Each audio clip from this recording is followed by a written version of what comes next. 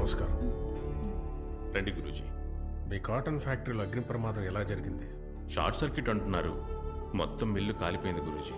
మంటలార్పడానికి ఎంతో పోరాడాం. చివరికి అంతా కాలి బూడిదైపోయింది. నష్టం గురించి కూడా మేము దిగులు పడలేదు. ఆ ప్రమాదంలో 10 మందికి పైగా చనిపోయారు.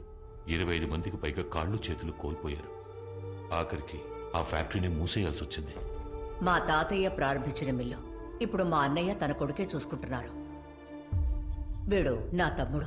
వీడి ఎక్స్పోజ్ కామన్స్ అన్ని టోటల్ గా కొలాప్స్ అయిపోయాయి. వీడేమో ఈ ఊళ్ళో ఉండను, విదేశాలకు వెళ్ళిపోతానంటున్నాడు. నా కూతుర్ని చూడండి. నిశ్చితార్థం జరగాల్సిన సమయంలో ఓ భయంకరమైన యాక్సిడెంట్ వల్ల తనకి పరిస్థితి వచ్చింది. తన పెద్ద కూతురు అమ్మా నాన్నలు వద్దని, మమ్మల్ని అందరినీ కాదని వేరే మతస్థుడితో లేచిపోయింది. అలా వెళ్ళింది. 2 పిల్లలు పుట్టాక ఓ ఫ్లైట్ క్రాష్లో మొగుడు పిల్లలిద్దరూ చనిపోయారు. ఆ రోజు మొదలైన సమస్య ఈ రోజు వరకు కొనసాగుతోంది. మీ కులదైవం యొక్క శాపమే మీ అందరినీ ఇలా పట్టి పీడిస్తుందనుకుంటున్నాను. నాకు ఊహ తెలిసిన రోజు నుంచి ఏ కులదైవం గుడికి మేం వెళ్ళలేదు గురుజీ. అందరూ డబ్బు సంపాదించాలనే ఆశతో సొంత ఊరును వదిలిపోయి పూర్వీకాన్ని కులదైవాన్ని మరిచిపోతున్నారు. మీరు కూడా అదే తప్పు చేశారు. స్వామి, మా సమస్యకి కులదైవానికి ఏంటి సంబంధం? రోజు ఇంట్లో పూజ చేయడం ముఖ్యం కాదు. సంవత్సరానికి ఒక్కరోజైనా మీ కులదైవం గుడిలో పూజ చేయడమే ముఖ్యం. ఎందుకంటే మీ పూర్వీకుల పాదం పడిన చోటది. అక్కడ దైవశక్తి మాత్రమే కాదు, మీ పితృదేవతల శక్తి కూడా కలిసి ఉంటుంది. ఇవన్నీ నిజమా గురుజీ? దైవ నమ్మకం లేని వాళ్ళకు కూడా కులదైవం అనేది ఉంటుంది, తెలుసా అమ్మా? మీ పూర్వీకుల జీన్ మీ ఒంట్లో ఉందని మీరందరూ నమ్మేది గనక నిజమైతే మీ కులదైవ గుళ్ళో మీ పూర్వీకుల శక్తి ఉందన్నది నిజమే. ఇప్పుడు ఏం చేయమంటారో చెప్పండి గురుజీ. మీ కుటుంబానికి చెందిన వారసులందరూ మీ కులదైవం ఉన్న ఊళ్ళో ఒక మండలం ఉండి నవరాత్రుల్లో మీ చేతులతో దీపం వెలిగించి వచ్చే దుర్గాష్టమి నాడు పూజ చేయండి. మీ సమస్యలకు పరిష్కారం లభిస్తుంది. ఈ పూజకి ఆ పిల్లలు రావాలా గురూజీ? తప్పకుండా రావాలి. మతం వేరైనా రక్తం మీదే కదా. వాళ్ళు వస్తేనే మీ పూజ పూర్తవుతుంది, మీ సమస్యలు తీరుతాయి. వాళ్ళ గురించిన వివరాలు ఎవరికైనా తెలుసా? ఈ మేనేజర్ ఒక్కరే అప్పుడప్పుడు వాళ్ళతో టచ్లో ఉన్నారు. ఆ పిల్లలిద్దరూ ఒక పెద్ద ఆడిటర్ కస్టడీలో ఉన్నారు. 24 గంటలు వాళ్ళని చూసుకోవడానికి ఆయన తన పెంపుడు కొడుకునే గార్డియన్గా అపాయింట్ చేశారు. ఎందుకంటే ఆ పిల్లలు మీకన్నా 2 రెట్లు ఆస్తికి వారసు.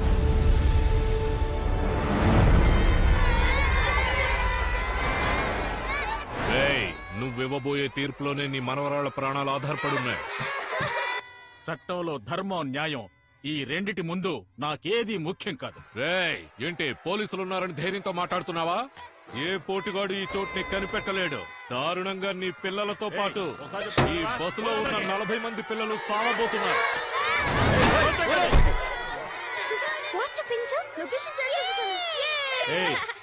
అందరూ చావు భయం తేడుస్తుంటే మీరు మాత్రం నవ్వుతున్నారు. మీకు భయంగా లేదా? లేదా?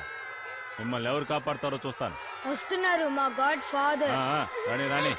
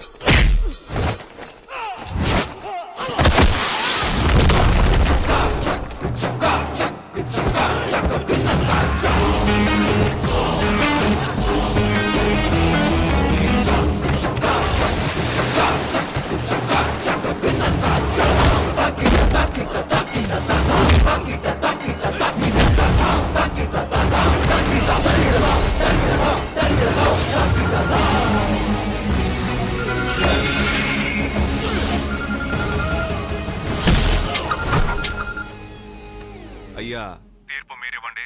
శిక్ష నేను విధించేశాను. All children are safe. Thank you mister Madan. మా మనం ఉండడానికి ఒక అద్భుతమైన ఇల్లు చూశాను. చూడ్డానికి ఇది ఇల్లులా లేదే, ఒక అంతఃపురంలా ఉంది. లాగేంటి, అంతఃపురమే. ఓ, వేటైపుర అంతఃపురం. ఇక్కడే ఎన్నో మిస్టరీలు ఉంటాయి. మిస్టరీలు అది ఇది అంటూ రాత్రులు ఒంటరిగా తిరగొద్దు.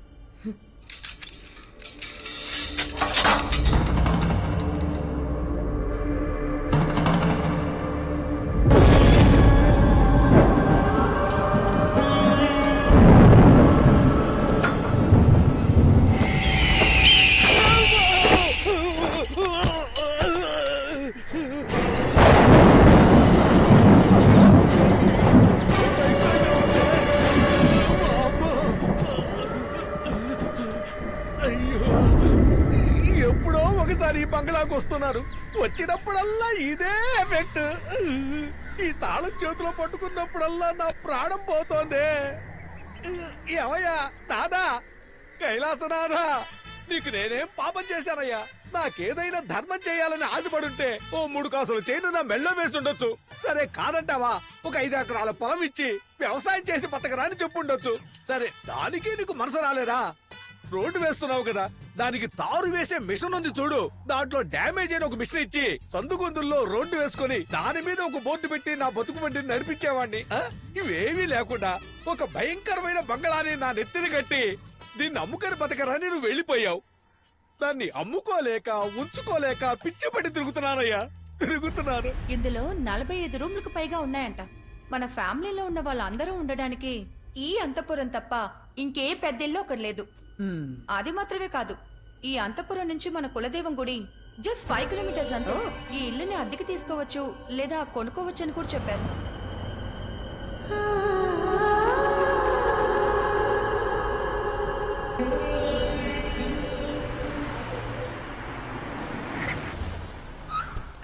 ఎవడు పనుడో ఎవడు మనోడో తెలియట్లేదు. ఎవరు? మిమ్మల్ని చూస్తేనే అర్థమవుతుంది మంచి మాల్ పార్టీ అని.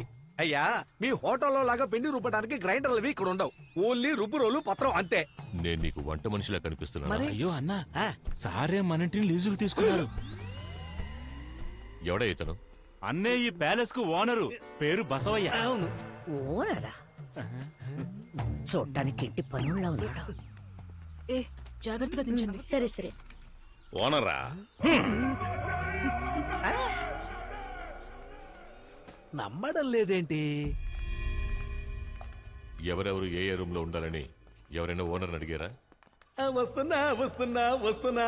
అయ్యా, చెప్పడం మర్చిపోయాను. ఏంటి? ఇటువైపు వెళ్ళారంటే అన్ని రూముల్లోనూ అన్ని వసతులు చక్కగా ఉంటాయి. మీరు ఆడొచ్చు, పాడొచ్చు, గెంతొచ్చు. కానీ ఎట్టి పరిస్థితుల్లోనూ దక్షిణం వైపు మాత్రం వెళ్ళకండి.